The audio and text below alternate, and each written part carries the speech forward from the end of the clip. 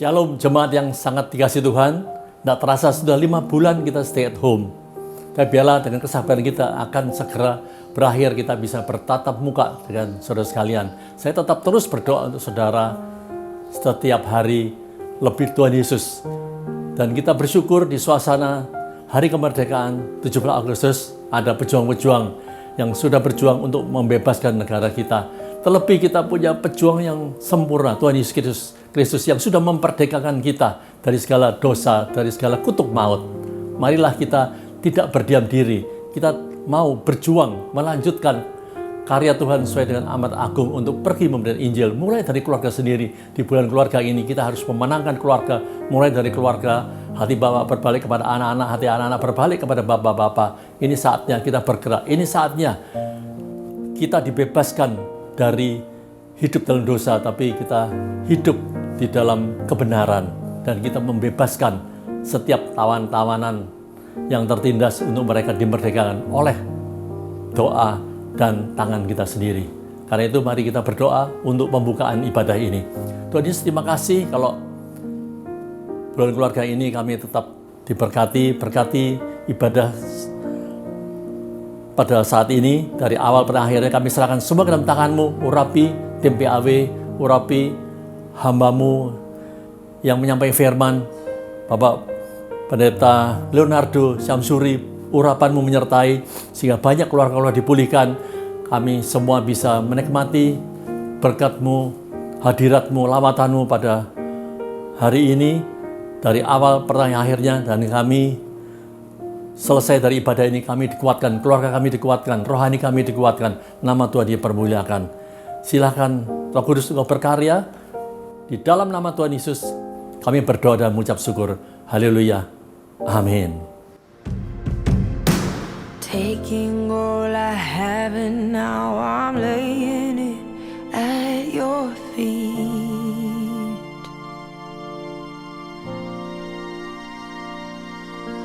You'll have every failure, God. You'll have every victory.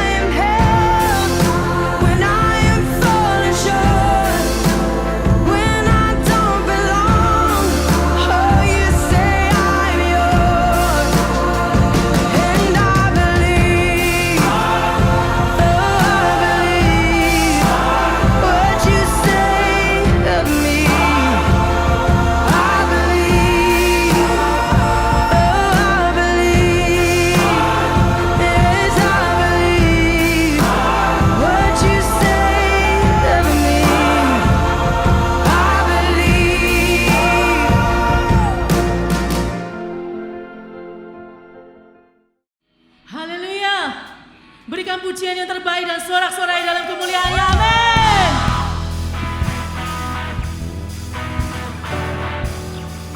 Kami mau bersorak di dalam Engkau Tuhan.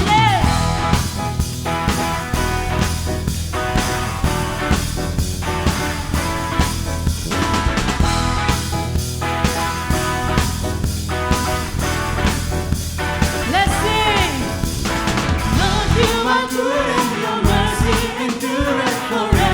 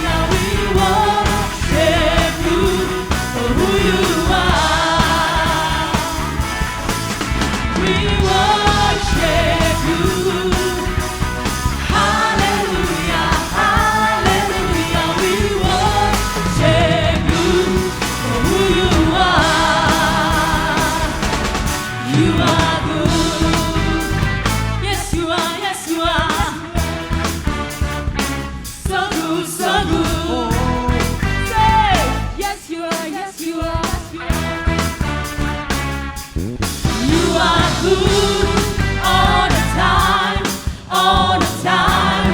You are good, you are good all the time, all the time. You are good, you are good all the time, all the time. You are good, you are good all the time, all the time. You are good. People from every nation and tongue, from generation to generation. People from every nation and tongue, from generation to generation. We worship your hand.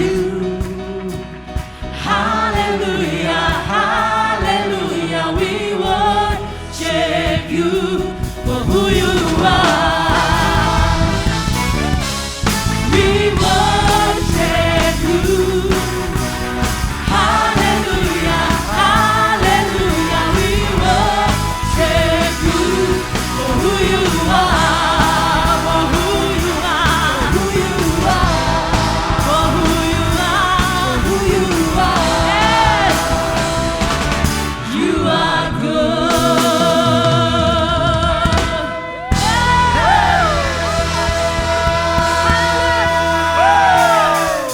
Tiba saatnya kita memuji namamu Yesus Tuhan. Haleluya. Come on church. Tiba.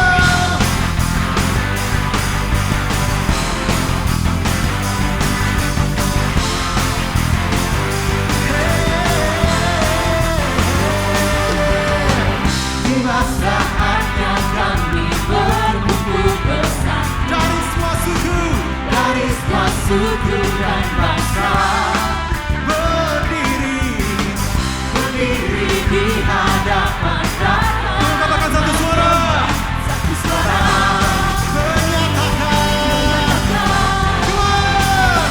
keselamatan bagi Allah Yang duduk dan bertata, kami naikkan pada anak domba.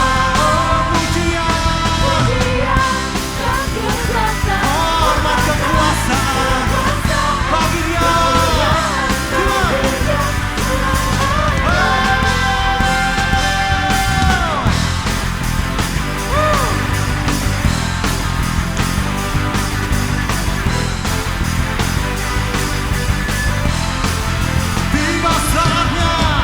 Tiba saatnya kami berkumpul bersama dari semua suku dari semua suku dan bangsa, berdiri di antara tahta anak domba.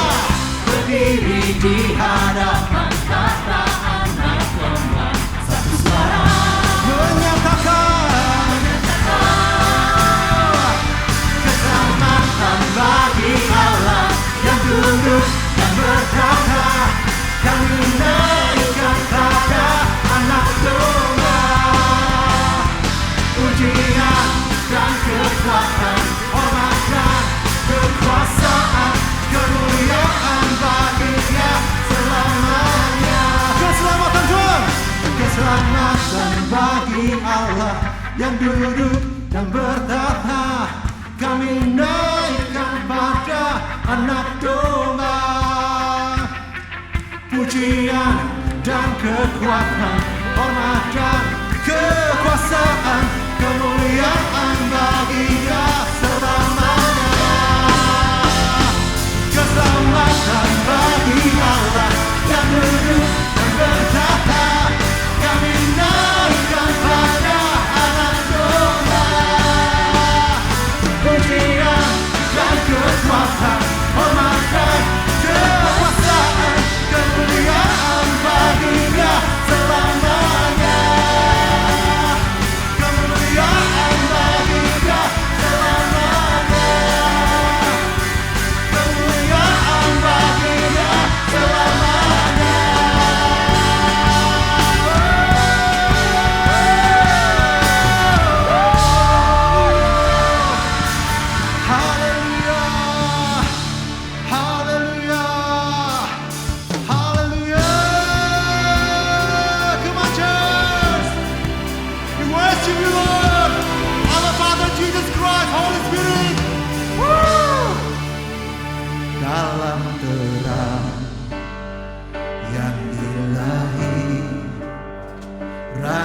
damai telah lahir, genap rencananya di dalam dunia.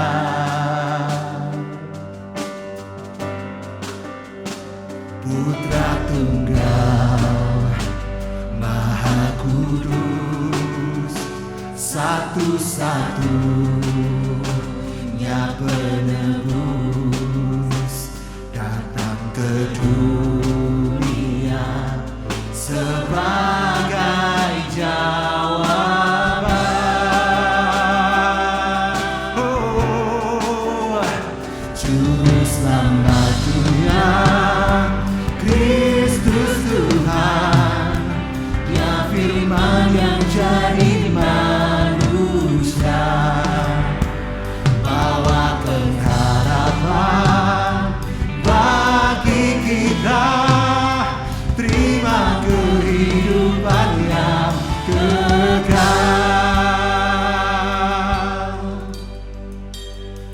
Al-Masihah Maha Mulia, penuh kuasa sempurna, sungguh layak terima segala pujian. Juru Selamat dunia, Kristus Tuhan, Dia firman yang jadi manusia, bawa pengharapan bagi kita, terima kehidupan yang kekal. Juru Selamat dunia, Kristus Tuhan, Dia firman yang jadi manusia, bawa pengharapan bagi kita, terima kehidupan yang kekal.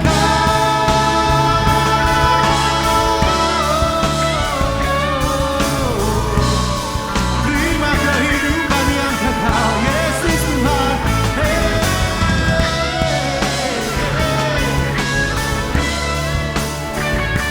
Kami kasih segala kemuliaan bagi Engkau saja Sang Raja. Haleluya. Juru Selamat dunia, Kristus Tuhan, Dia firman yang jadi manusia, bawa pengharapan bagi kita, terima kehidupan yang kekal.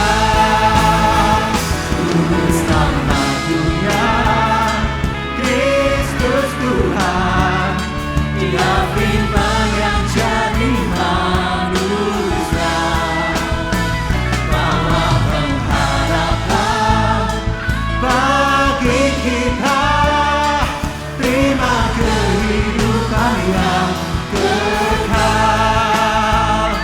Terima kehidupan yang, terima kemuliaan yang esa, terima kemuliaan yang esa.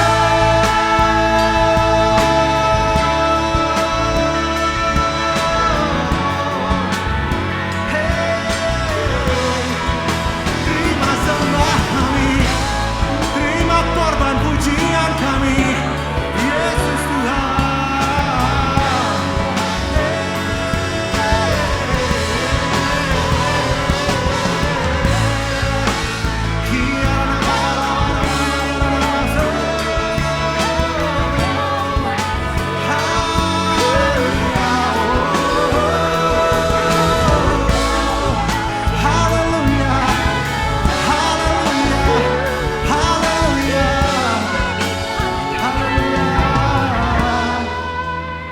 Juru Selamat dunia, Kristus Tuhan, Dia firman yang jadi manusia, bawa pengharapan bagi kita,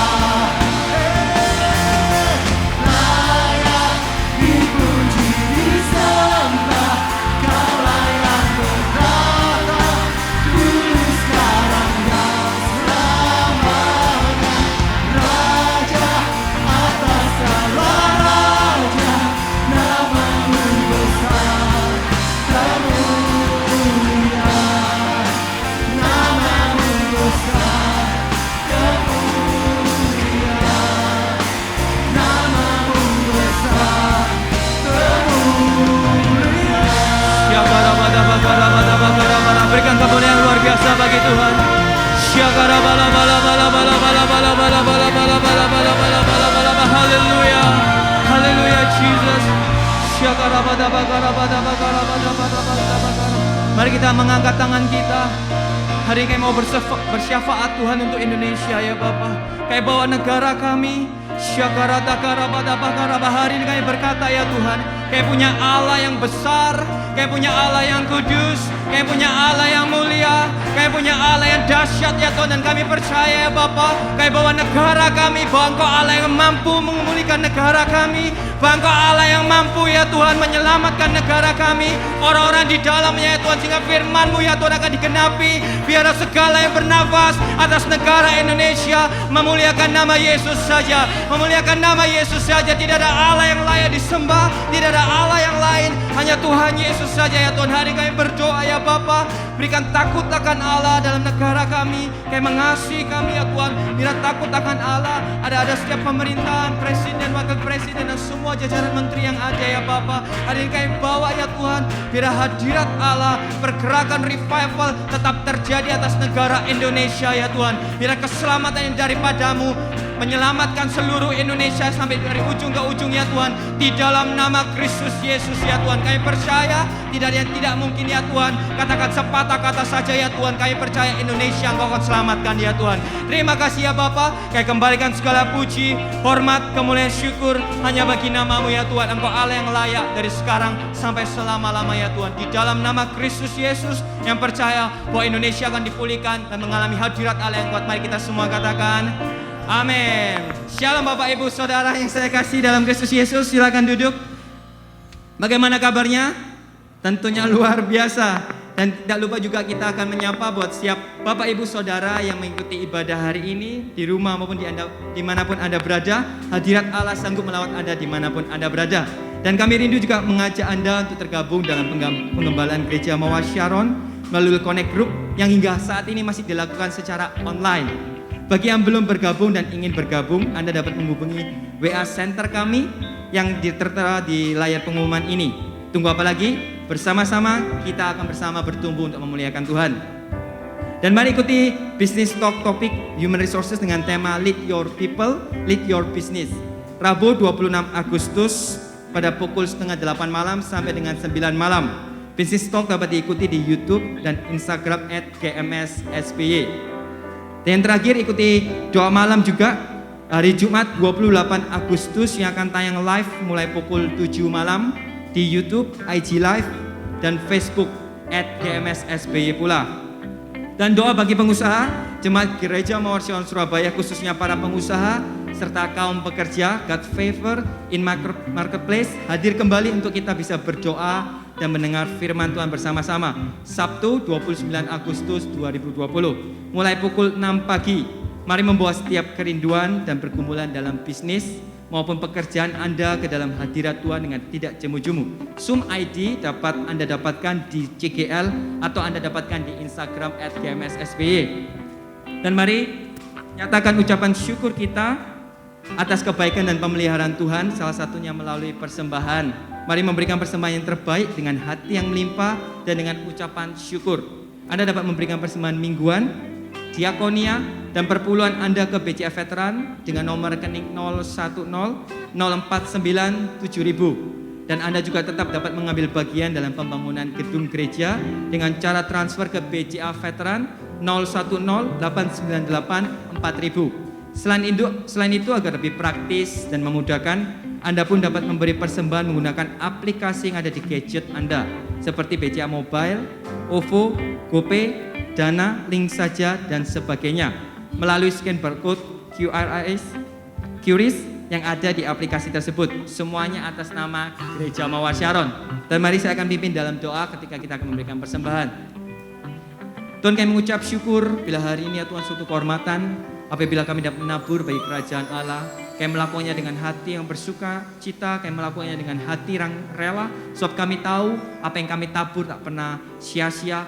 Apa yang kami tabur semua untuk kemuliaan nama-Mu ya Tuhan. Kami melakukan ini dengan ucapan syukur, terpujilah nama-Mu dari sekarang sampai selama-lamanya. Terima kasih Bapa, segala pujian, hormat, kemuliaan, syukurnya bagi nama-Mu. Hanya di dalam nama Kristus Yesus kami berdoa dan mengucap syukur. Haleluya, amin.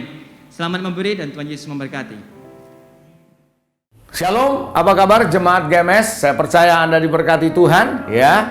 Sudah lama mungkin Anda merindukan untuk ibadah bersama-sama. Tetapi ya, kalau belum memungkinkan, oke, puji Tuhan, tetap Tuhan hadir dalam hidup kita. Amin. Terima kasih untuk kesempatan ini kembali untuk bisa melayani Anda. Nah, saudara yang dikasihi Tuhan, mulai dari bulan Maret pertengahan, kalau nggak tahu kalau di tempat Anda di gereja kami di bulan Maret pertengahan kita sudah mulai online sampai dengan sekarang. Nah, oleh karena itu saudara yang dikasihi Tuhan, dalam waktu yang cukup panjang seperti ini ada banyak hal yang kita bisa belajar tentunya. Ada banyak hal yang bisa kita dapatkan dari Tuhan tentunya kalau kita mau belajar ya. Nah, hari ini saya akan berbicara tentang satu topik, bagaimana kita bertumbuh di dalam keluarga. Spesial saya kasih judul ini memang spesifik, Grow Up in Family. Saudara, di dalam pertumbuhan dalam keluarga ada banyak faktor yang menentukan. Nah, di dalam pandemi seperti sekarang ini sebenarnya merupakan suatu momen yang sangat baik untuk bisa membuat keluarga dipulihkan, keluarga mulai bertumbuh di dalam pengertian satu sama lain. Nah, Bapak Ibu Saudara, dinamika di dalam kehidupan rumah tangga seringkali menjadi banyak masalah karena bukan cuma sekedar pribadi punya persoalan, tetapi karena ada pekerjaan di kantor, pekerjaan yang lain, bisnis yang sedang mengalami tekanan di dalam kondisi seperti sekarang, bisa menimbulkan masalah di dalam rumah tangga. Demikian juga saudara, adanya keterlibatan pihak ketiga. Dalam konteks ini saya nggak bicara soal wanita lain atau pria lain, tapi keluarga besar bisa juga terlibat di dalamnya. Sehingga ketika keluarga besar terlibat di dalamnya, maka dinamika keluarga akan mempunyai pengaruh yang banyak, bisa ke arah negatif. Kalau keterlibatan itu bukannya membangun ya. Nah, saudara yang dikasihi Tuhan, keluarga itu bisa menjadi surga atau bisa menjadi neraka buat kita semua. Tapi saya berharap saudara, kita kepingin keluarga kita menjadi surga. Betul ya saudara? Nah, salah satu yang menentukan apakah keluarga kita bisa, family kita bisa growing up or not, bisa bertumbuh atau tidak, salah satu faktor yang sangat menentukan menurut saya adalah kedewasaan dari setiap pribadi. Pasangan, suami, istri, ayah, ibu, itu penting sekali kedewasaan.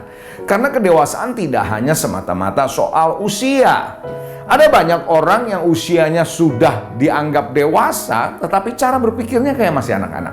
Cara ngomongnya masih ya seperti anak-anak. Cara bereaksinya masih seperti anak-anak. Kurang bertanggung jawab. Dan apa yang terjadi? Dan itu yang namanya walaupun usianya sudah cukup dewasa, tapi belum dewasa sebenarnya. Nah, oleh karena itu saudara yang dikasihi Tuhan, ketidakdewasaan hati-hati, karena ketidakdewasaan akan bisa membuat persoalan-persoalan yang sepele menjadi besar. Saya ulangi, ketidakdewasaan justru akan membuat persoalan-persoalan keluarga yang sebenarnya sepele bisa diselesaikan, tapi justru jadi besar. Pernah melihat ada keluarga-keluarga yang seperti itu? Karena kurangnya dewasa, kurang kedewasaan, mental kurang dewasa, dan banyak faktor yang membuat seseorang tidak dewasa, saudara. Nah, oleh karena itu, saudara yang dikasihi, saya mau ajak saudara untuk melihat satu firman Tuhan. Di dalam 1 Korintus pasal yang ketiga, ayat yang ke-1 dan yang kedua, bagaimana Rasul Paulus sebagai seorang yang mendirikan atau membangun gereja di Korintus, mengatakan tentang kondisi kerohanian dari orang-orang yang dilayaninya atau orang-orang yang pertama kali dibangun di dalam pelayanannya di Korintus. Saudara, firman Tuhan bilang begini, "Dan aku, saudara-saudara, pada waktu itu tidak dapat berbicara dengan kamu seperti dengan manusia rohani."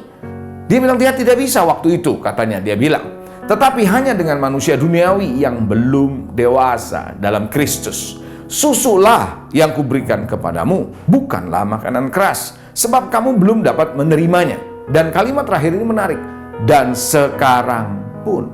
Berarti sebelum Paulus menulis surat ini, dulu waktu pertama kali dia membangun, dia bilang bahwa dulu tuh waktu itu katanya, kamu belum dewasa. Sekarang pun sesudah periode sekian lama, Paulus bilang kamu pun belum dapat menerimanya. Berarti jemaat yang dibangun oleh Paulus, seorang rasul yang besar sekalipun, bisa saja tidak dewasa. Karena kedewasaan itu pilihan. Halo? Amin. Seorang pendeta boleh aja pendeta yang hebat, rasul yang hebat, tapi kalau jemaatnya tidak mau dewasa, mau ngomong apa, saudara? Jadi Bapak Ibu Saudara, itulah sebabnya kenapa pilihan ada di tangan saudara semua. Keluarga-keluarga mau dewasa? Ayo, ambil keputusan hari ini ketika dengar firman Tuhan ini, engkau ambil keputusan untuk menjadi dewasa. Nah, satu ayat lagi dalam 1 Korintus 13 ayat yang ke-11. Firman Tuhan bilang begini. Ketika aku kanak-kanak, kata Paulus, aku berkata-kata seperti anak-anak. Aku merasa seperti anak-anak, aku berpikir seperti anak-anak. Sekarang, sesudah aku menjadi dewasa. Nah, ketika kita bertumbuh dari dewasa, aku meninggalkan sifat anak-anak. Jadi salah satu tanda bahwa kita dewasa, sifat anak-anak ini kita tinggalkan. Yaitu apa? Mulai dari berkata-katanya seperti anak-anak, tadi dia bilang berpikirnya seperti anak-anak, rasanya, emosinya seperti anak-anak, ditinggalkan kalau mau dewasa. Nah, Bapak Ibu Saudara, mari kita akan melihat bagaimana sih caranya keluarga kita bisa bertumbuh dewasa. Apa saja sih yang perlu diperhatikan? Jadi hari ini, ayo saya mau mengajak saudara, karena kalau keluarga kuat, gereja pasti kuat. Kalau keluarga kuat, maka kehidupan pribadi kita menjadi kuat. Pribadi-pribadi yang bisa menjadi kuat adalah pribadi-pribadi yang ada atau dibesarkan di keluarga yang bertumbuh menjadi kuat. Karena keluarga menjadi sumber utama. Karena dari kecil seorang anak, dia belum bisa ketemu sama siapa, belum kenal sama siapapun. Pertama orang yang dia kenal adalah orang tuanya. Dan pertama yang dia berinteraksi adalah orang yang ada di dalam rumah tangga. Nah, bagaimana kalau keluarga ini kuat? Anak ini dari kecil sudah dibangun dengan landasan yang baik dan kuat. Nah, hari ini kita akan belajar. Yang pertama, bagaimana kita bisa bertumbuh dewasa dan kita bisa bertumbuh, grow in family. Yang pertama, grow in family sangat ditentukan dalam pertumbuhan kerohanian kita. Kita harus bertumbuh dalam kerohanian. Jangan pernah anggap enteng kerohanian. Nah, saudara yang dikasihi, kami belum lama baru saja mengadakan sebuah tes. Ya, tes foto karakter gitu, saudara. Nah, ternyata saudara dari hasil tes beberapa orang dari tes foto karakter ini, nah, ternyata dikasih tahu sama orang yang menyelenggarakannya. Dia bilang begini, bahwa apa yang sudah ditentukan, apa yang dilihat dari hasil tes itu, tidak berarti dia akan menjadi seperti itu selamanya. Tapi bagaimana dia merespons di dalam menangani kehidupan ini akan menentukan nanti ke depan. Jadi Bapak Ibu Saudara, dia berkata, salah satu yang bisa menentukan bagaimana dia merespons adalah tingkat kedewasaan. Makin dia dewasa kerohaniannya, katanya, kalau kerohaniannya terus bertumbuh, maka cara dia menangani, cara dia bereaksi, cara dia merespons berbeda. Nah, demikian Bapak Ibu Saudara, Yesus Kristus di dalam Lukas 2 ayat 52, kita nggak usah buka ayatnya. Di sana dikatakan bahwa Yesus semakin bertambah besar dan bertambah hikmatnya dan besarnya. Dan di sana dikatakan makin dikasihi oleh Allah dan oleh manusia. Artinya saudara, semakin kita bertumbuh terus di dalam Tuhan, sadar atau tidak sadar akan ada favor dari Tuhan. Akan ada favor, ada perkenanan dari Tuhan. Akan ada sesuatu yang Tuhan berikan kepada kita, kasih-Nya akan melanda dalam hidup kita. Sehingga kita mengerti hati Tuhan. Saudara, ketika kita menangkap isi hati Tuhan buat manusia, maka akan memudahkan buat kita, waktu kita ada di dalam keluarga, mempunyai belas kasihan, mempunyai kasih yang sama Tuhan berikan kepada kita, kepada istri, anak-anak kita. Nah, oleh karena itu saudara yang dikasihi Tuhan, penting sekali keluarga membangun kerohanian. Jangan pernah anggap enteng kerohanian. Justru itu saudara, Alkitab jelas mengatakan kalau bukan Tuhan yang membangun rumah, sia-sia orang yang membangunnya. Betul nggak saudara? Jadi saudara, kerohanian itu akan sangat banyak membantu kita di dalam menangani persoalan-persoalan kehidupan. Di dalam menangani perbedaan-perbedaan. Justru lewat kerohanianlah saudara, kita diberi kekuatan oleh Tuhan. Kita diberi kemampuan untuk bisa mengerti orang lain. Sebagaimana Tuhan mengerti kita. Bagaimana Tuhan bisa mengubah hidup kita yang hancur-hancuran. Sehingga ketika kita hidup di dalam kerohanian seperti itu, maka apa yang terjadi? Kita juga akan bisa melihat orang lain seperti Tuhan melihat hidup kita yang diubahkan. Bangun kerohanian Anda. Di dalam doa, di dalam membaca firman Tuhan. Maka Yosua berkata kepada bangsa Israel, pilih hari ini dengan Tuhan yang mana engkau akan menyembah.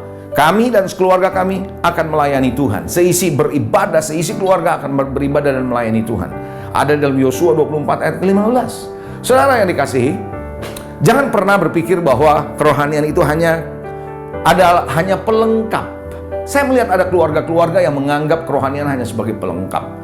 Maka datang ke ibadah itu hanya sebagai pelengkap. No, ini bukan pelengkap. Ini bukan pelengkap, tapi itu yang utama justru dalam kehidupan kita.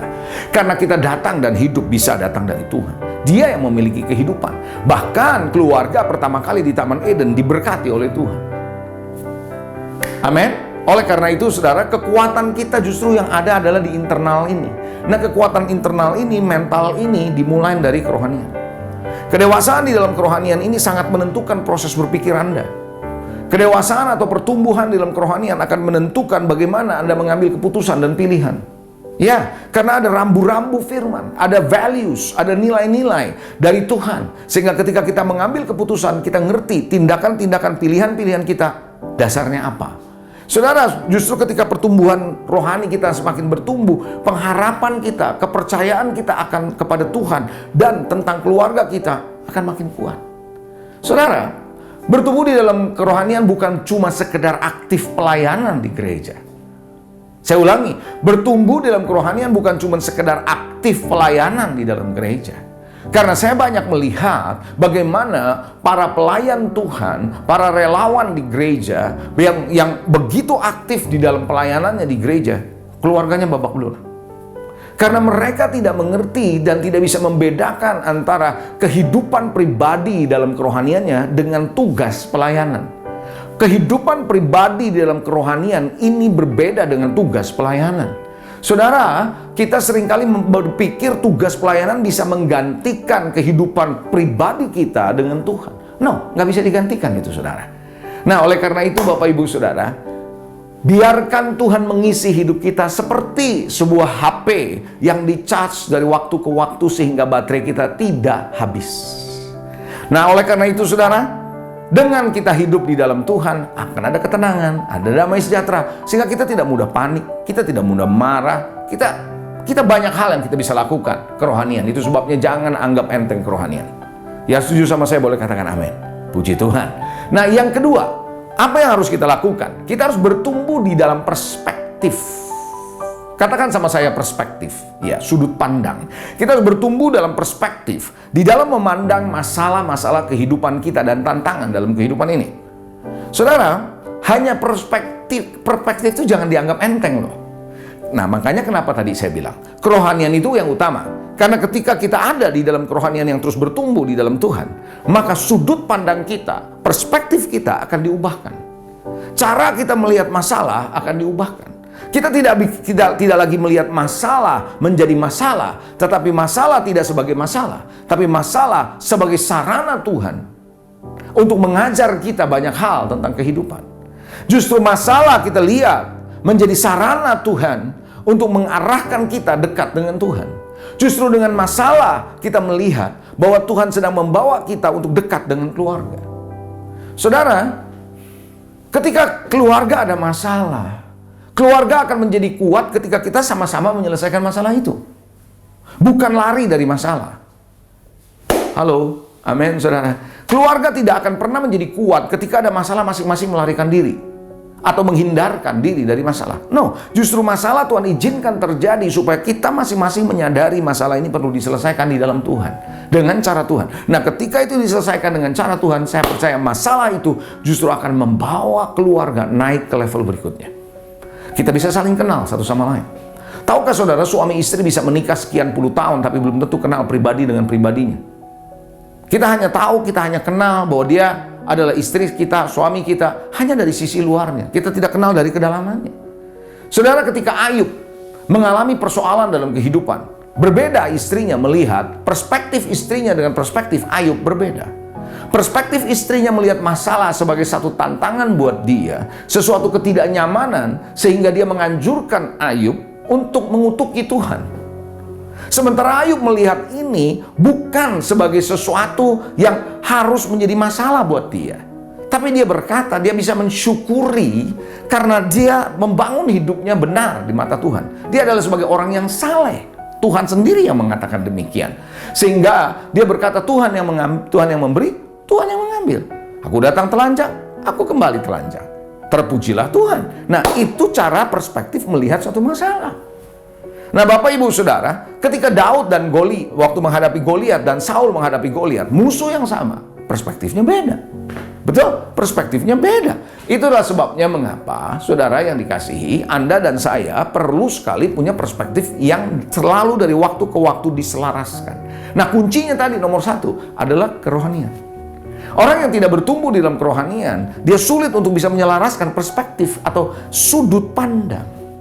Karena sudut pandang ini sangat menentukan, saudara.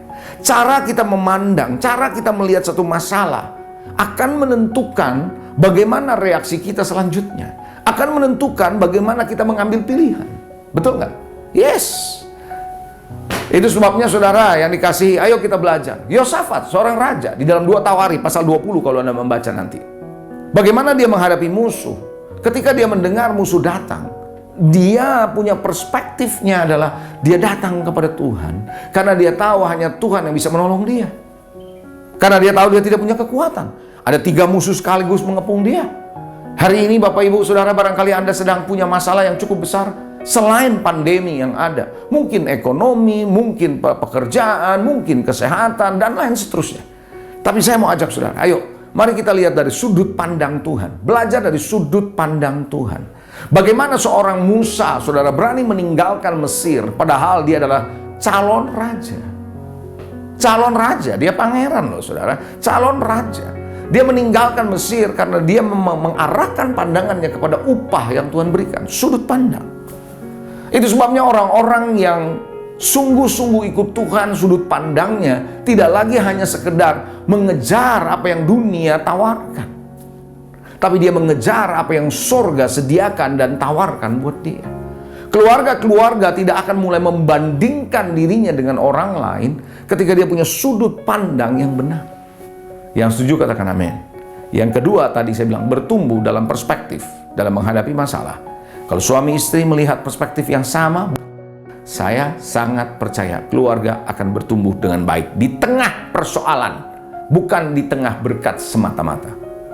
Yang ketiga, apa yang perlu Anda perhatikan kalau Anda mau bertumbuh di dalam keluarga? Perhatikan sikap, perhatikan reaksi Anda. Perhatikan Anda punya reaksi, perhatikan Anda punya sikap, dan saya akan sebut respons. Saudara yang dikasihi Tuhan, respons ini penting sekali. Karena saudara, kita tidak bisa saudara hanya sekedar bereaksi. Kita harus punya sikap yang baik dengan merespons yang benar. Karena saya sering katakan saudara, reaksi itu adalah satu ekspresi kita atau tindakan kita atau perkataan kita yang seringkali terjadi begitu cepat tanpa mengizinkan akal kita untuk bekerja dulu, tanpa mengizinkan firman Tuhan untuk berbicara dulu kepada kita. Tapi yang ada adalah emosi kita yang sudah kita limpahkan. Itu adalah reaksi. Tapi beda dengan respons, saudara. Maka itu saudara yang dikasih Tuhan, kita perlu belajar untuk punya respons. Coba katakan respons. Yes. Ketika Anda punya respons yang benar, maka Anda mengizinkan pikiran Anda, akal sehat Anda untuk bekerja dulu. Lalu kemudian saudara Anda izinkan Tuhan berbicara. Mungkin Anda ambil waktu dulu sebentar berdoa. Mungkin Anda perlu waktu sebentar dulu untuk merenung, mengizinkan firman Tuhan bicara sama saudara. Ketika engkau tenang duduk di kursimu barangkali, ketika engkau doa sebentar, barang semenit 2 menit, izinkan Tuhan bicara, maka Anda akan bisa merespons dengan baik. Saya melihat keluarga tidak bertumbuh dengan baik karena yang ada reaksi, dan reaksi. Mari kita bersama-sama belajar untuk bisa membuat respons yang benar. Yang setuju katakan amin. Ketika ada masalah seperti sekarang ini, saudara, istri bisa bereaksi, suami bisa bereaksi. Ayo kita belajar saudara, karena respons, kemampuan untuk merespons namanya dalam bahasa Inggris responsibility. Jadilah responsibility, tanggung jawab. Jadi orang yang bisa merespons dengan benar, bukan bereaksi, adalah orang yang punya kehidupan bertanggung jawab. Nah, salah satu kehidupan yang bertanggung jawab, contoh orang yang bertanggung jawab adalah orang yang dewasa tentunya. Halo, amin saudara. Nah, tidak ada reactability saudara. Dalam satu kata reactability yang ada responsibility, tanggung jawab. Saya berharap Anda tidak cepat-cepat bereaksi mendengar berita, melihat situasi. Jangan cepat-cepat bereaksi. Izinkan Tuhan berbicara sama saudara. Ya, kalau Anda mendengar sekarang ini bahwa saya mendengar informasi yang mengatakan bahwa COVID atau virus corona tidak betul-betul akan selesai dalam waktu dekat. Artinya bisa over the years, bisa melewati tahun 2020 sampai 2021. Siapa yang tahu? Nobody knows. Bahkan ada yang bilang bahwa kalaupun vaksin ditemukan, tidak akan pernah bisa didapat didistribusikan ke seluruh dunia. Karena pasti produksinya nggak bisa terlalu cepat. Sehingga mau nggak mau harus takes time. Ada waktu yang cukup. Nah saudara, kalau keadaan seperti begini, bukankah orang bisa jadi panik? Dan orang bisa bereaksi? Tapi saudara, mari kita izinkan merespons dengan benar agar iman kita bekerja, agar penyerahan diri kita pada Tuhan ada, sehingga kita tahu di depan Tuhan pelihara kita. Yang setuju katakan amin. Saya tidak pernah melihat bahwa Tuhan itu tidak setia di dalam memelihara kehidupan. Halo, amin. Ayo kita belajar saudara menjadi orang yang respons. Ya, kalau orang yang reaksi itu gampang ngambek, gampang apalagi marah. Ya saudara, macam-macam, gampang kecewa, gampang kepahitan. Kita reaksi karena kita bereaksi. Tapi kalau kita berespons, kita nggak seperti itu. Makanya kalau ada 3 hal ini saja nih, kerohanian kita bertumbuh, lalu kita punya perspektif yang baik, perspektif kita benar, respons kita benar. 3 ini saja nih saudara. Sebelum saya lanjutkan kepada poin 4, sebenarnya itu sudah banyak menolong saudara dan saya. Untuk bisa bertumbuh di dalam kerohanian. Untuk bisa bertumbuh di dalam keluarga, maksud saya. Grow up in a family. Amin. Nah, kita masuk kepada yang keempat. Nah, saya rasa yang keempat ini juga cukup penting buat Bapak Ibu sekalian. Keempat ini adalah kesediaan untuk mengalah. Susah untuk jadi seorang atau menjadi kedewasaan di dalam keluarga kalau kita nggak mau mengalah. Ayo, bukankah kita kalau jadi orang tua ya, punya anak ya, yang satu lebih dewasa sama yang lebih kecil. Kalau yang kecil suka merengek, suka minta ini, suka minta itu sama kakaknya, kakaknya juga jadi marah. Nah biasanya orang tua bilang apa? Kak, kamu kan udah lebih gede, ngalah dong sama dedek. Suka denger gitu nggak? Suka denger gitu nggak orang tua? Kenapa demikian sih orang tua ngomong begitu? Karena orang tua ada maksudnya. Kamu kan lebih dewasa, mestinya kamu lebih ngerti dong daripada yang lebih kecil. Kira-kira begitu message-nya. Nah, sulit buat kita untuk bisa bertumbuh di dalam keluarga dan mengatakan kita dewasa secara rohani karena kalau kita nggak mau ngalah. Saya ulangi, sulit buat kita bisa bertumbuh di dalam keluarga dan mengaku diri kita kalau kita sudah dewasa kalau ternyata kita sulit untuk mengalah. Nggak bisa saudara. Salah satu kunci kalau orang dewasa itu gampang mengalah. Saudara ingat baik-baik dalam 1 Korintus 6 ayat yang ke-7. Saya akan bacakan saudara ya. Ayat ini bilang begini, adanya saja perkara di antara kamu yang seorang terhadap yang lain telah merupakan kekalahan bagi kamu. 1 Korintus 6 ayat 7. Mengapa kamu tidak lebih suka menderita ketidakadilan? Mengapa kamu tidak lebih suka dirugikan? Nah, Rasul Paulus sedang ngomong begini, kenapa sih kamu nggak mau ngalah? Kenapa sih kamu mau ngotot, mau jadi cari ribut sampai cari persoalan ini diberesin sama pihak luar? Kira-kira begitu. Nah, hari ini saudara, berani nggak saudara dan saya mengalah? Mengalah itu butuh kerendahan hati. Haleluya. Amin saudara. Mengalah itu adalah satu tanda bahwa kita ini ngalami Tuhan dalam hidup kita. Saya lihat ya, orang yang mengalami Tuhan dalam hidupnya nggak gampang ngotot, saudara. Nggak gampang ngotot mau nuntut haknya. Dia akan belajar untuk bisa melepaskan haknya. Ngalah.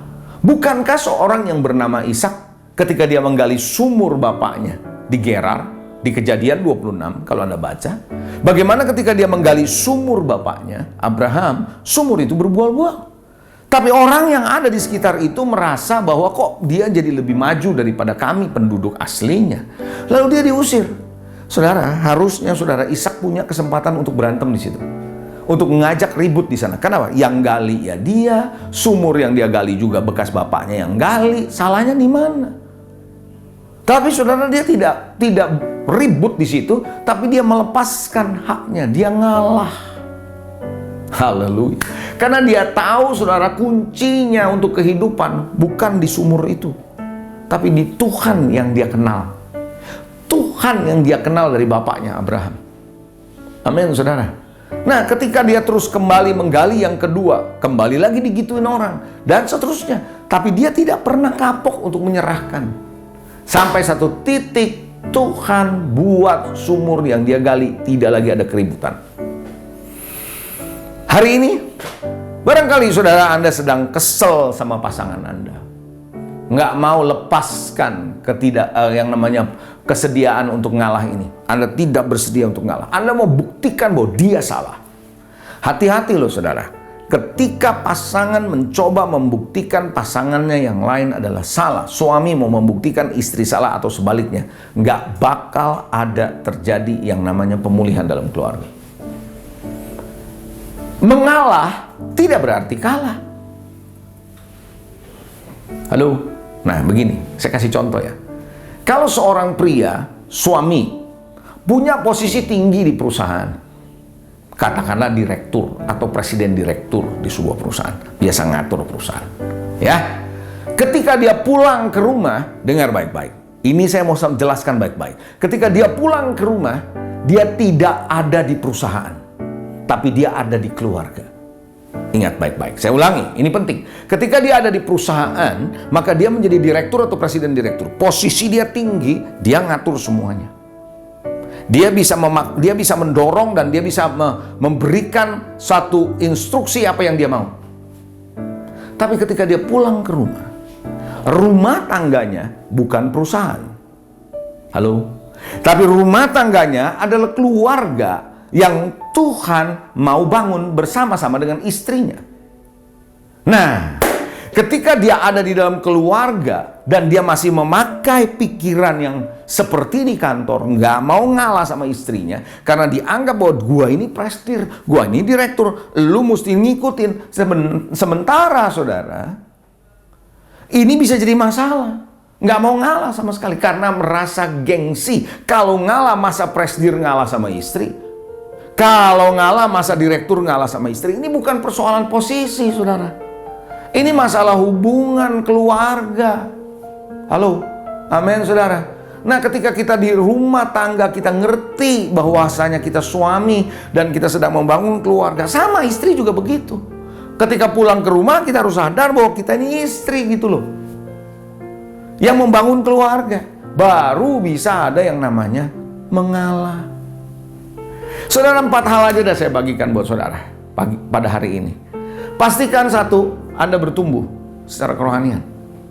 Yang akan membawa Anda kepada perspektif yang bertumbuh. Tidak sempit cara berpikirnya. Menjadi semakin luas. Tuhan akan buka cara berpikirmu. Anda akan banyak belajar. Makanya perspektif akan terbuka luas ketika engkau ada di dalam Tuhan dan banyak mau belajar. Dari teman, dari pengetahuan, buku, apapun Anda belajar. Dan yang ketiga, saudara, Anda harus belajar, saudara, yang dikasih Tuhan punya respons yang benar, bukan bereaksi. Dan yang terakhir, keempat, Anda harus belajar bersedia untuk ngalah. Mau ngalah? Bukan berarti kalah. Saudara, tidak. Tetapi saudara mengalah untuk keluarga semakin baik, semakin bertumbuh. Tujuannya adalah keluarga. Tujuannya adalah satu keluarga. Karena kalau keluarga kita betul-betul bertumbuh baik, sehat, berbahagia, kita pun jadi pribadi yang bahagia. Bisa katakan amin? Puji Tuhan. Mari kita berdoa supaya keluarga bisa bertumbuh dengan baik. Saya akan berdoa buat Anda semua. Tuhan, terima kasih hari ini. Aku berdoa Tuhan buat jemaat-Mu yang mendengarkan pesan ini. Siapapun yang mendengar firman-Mu ini, aku berdoa biarlah Tuhan kebenaran firman ini betul-betul Tuhan bisa membuat keluarga jadi grow up, bertumbuh dengan baik. Dan pertumbuhan ini salah satunya yang paling penting dalam hidup kami adalah kami menjadi dewasa. 4 hal sudah diajarkan barusan Tuhan. Kiranya jemaat-Mu bukan hanya sekedar mendengar, mencatat, mengerti, tetapi saudara, jemaat-Mu akan lebih lagi melakukannya. Sehingga keluarga-keluarga betul-betul mengalami pemulihan. Keluarga-keluarga betul-betul mengalami kekuatan, bahkan bertumbuh, grow up in a family. Satu sama lain bertumbuh. Anak, istri, ayah, orang tua, semua Tuhan. Kami bertumbuh dengan baik. Terima kasih Bapa. Dan pertumbuhan kami adalah pertumbuhan karena kami mengenal-Mu sebagai Tuhan kami, Juru Selamat kami, dan bahkan yang membangun rumah tangga kami. Terpuji nama-Mu Bapa. In Jesus name, dalam nama Yesus kami berdoa, yang percaya katakan amin. Baru saja kita mendengar firman Tuhan. Dan Tuhan katakan renungkan firman siang dan malam. Biarlah melalui firman sabda Tuhan yang berkuasa yang baru kita terima ini menjadikan kita semakin dewasa di dalam kerohanian kita. Kita semakin memiliki untuk kita lebih lagi mendekat dengan Tuhan. Kita mempunyai perspektif yang positif hari depan. Kita juga bisa saling memaafkan sama lain di dalam keluarga yang Tuhan ciptakan, yang Tuhan bentuk supaya kita bertumbuh melalui keluarga yang sehat dan kuat. Karena itu, marilah kita berdoa untuk penutup ibadah ini.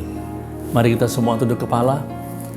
Tuhan, terima kasih kalau hamba-Mu, Pak Pendeta Leonardo, sudah menyampaikan pesan-pesan-Mu. Engkau pakai hamba-Mu lebih lagi, berkati kesehatannya, berkati kerohanian, berkati jemaatnya. Terima kasih untuk firman-Mu boleh meneguhkan kami. Tuhan, mampukan setiap keluarga, anggota keluarga yang masih kekanak-kanakan, untuk mereka dewasa dalam rohani, untuk mereka bertumbuh dalam Engkau Tuhan, untuk suami istri, orang tua dan anak saling berfungsi sebagai yang firman Tuhan katakan. Tuhan, mampukan istri tunduk, suami bertindak sebagai imam sebagai keluarga, anak-anak menghormati orang tua, hati Bapa berbalik kepada anak-anak, hati anak-anak berbalik kepada Bapa. Kami rindu itu Tuhan terjadi dengan mereka bisa saling mengasihi, saling mengampuni, saling mengalah, dan berdamai sama lain. Tidak melihat hal-hal semua itu sebagai hal yang negatif, tapi hal yang positif dan optimis bahwa mereka bisa dipulihkan dengan hal-hal yang prinsip yang utama, yaitu Engkau sebagai Tuhan yang juru selamat satu-satunya. Kami percaya Tuhan untuk hari kedepannya Tuhan, mereka bisa kuat menghadapi segala sesuatu. Mereka meskipun masih ada di rumah, mereka tetap bisa berkomunikasi baik dengan Engkau, berkomunikasi baik satu dengan lain, sehingga menciptakan keluarga teladan, keluarga harmonis, keluarga rukun. Mazmur 133 digenapi dan segala berkat menyertai mereka. Tuhan, sekali lagi berkati keluarga mereka, berkati pekerjaan mereka, keuangan mereka, karir mereka, studi mereka, pelayanan mereka, masa depan mereka. Apapun masalah yang mereka hadapi, Engkau buka jalan. Hindarkan mereka dari virus corona, demam berdarah, flu, diabetes dan sebagainya, penyakit bawaan. Engkau sembuhkan beliau Yesus. Serotok, takut, khawatir, roh galau, kami patahkan di dalam Tuhan Yesus. Tapi mereka memiliki pandang optimis, mengandalkan Engkau di tengah situasi apapun. Mereka boleh memperkatakan firman, kabar baik selalu dalam diri mereka, sehingga mereka dikuatkan.